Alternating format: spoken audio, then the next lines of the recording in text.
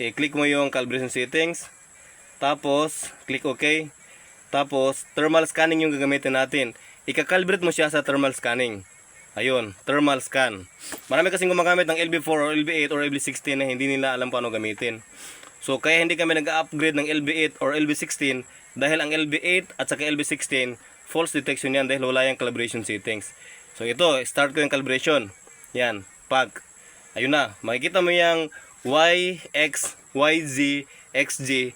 Yan. Although na LB4X to siya, kasi meron siyang calibration or pwede mo siyang i-calibrate. Yung kanilang ginagamit na scanner, walang calibration eh. So, ayan. Pwede na yan ganyan kasi halos puno na yan. So, kung mapapansin natin ng mga ka-hunters, ayan. Yan yung calibration settings ng LB4S na wala sa LB8 at sa LB16. So, ngayon, pwede natin siyang stop bag.